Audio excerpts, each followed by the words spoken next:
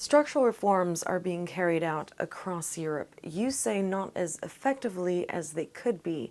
What's the current scenario?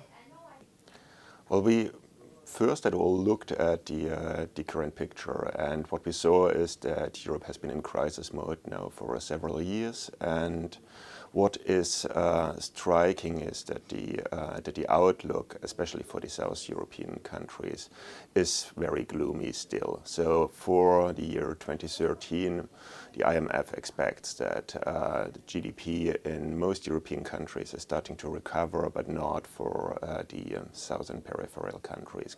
So we identified a number of structural factors and looked into their distribution within the EU, and we focused on one particular sort of industry, high-tech sectors, and try to identify structural factors that are important for this type of industry. So we looked into education, into investment, into communication network infrastructure, into R&D.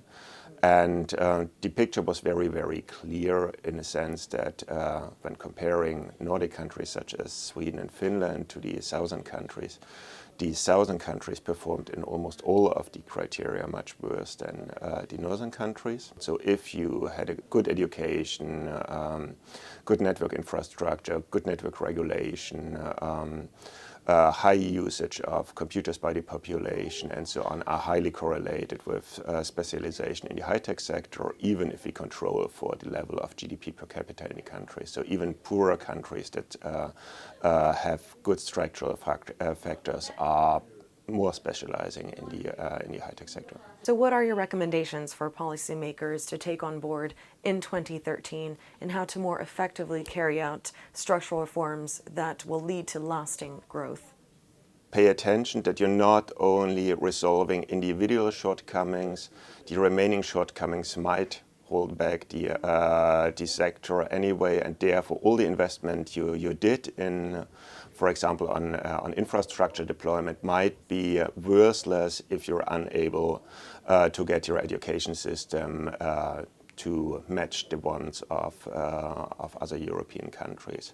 So if you want sectoral success in particular sectors, check what the structural factors are and make sure that in none of those structural factors you end up worse than your competitors. To really engineer programs in which reforms and investments go hand in hand, and even call for the individual member states, but also the European Union with its structural programs to look into how certain reforms could be aided by investments.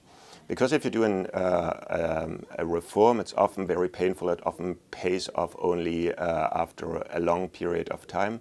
So spending money on corresponding fields might, first of all, make the transition period shorter, might make possible to sustain a transition period, and in some sectors there might even be essentially losers from the reforms, and those might need to be compensated because otherwise their opposition will render the reform ineffective.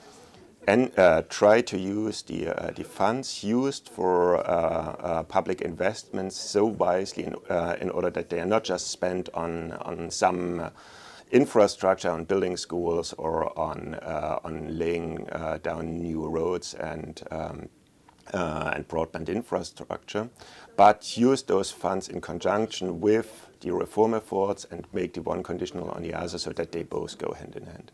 If you want to engineer sectoral success, make sure in which sectors you want to engineer success and whether it's really feasible to get successful there with a sensible amount of investment. And there, coming back to the high-tech example, it might well be that some countries are so far off in their structural factors from having the foundations for sectoral success in this high-tech industry that it might be better to use public money and also political capital to do these structural reforms and public investments in other sectors to make those successful.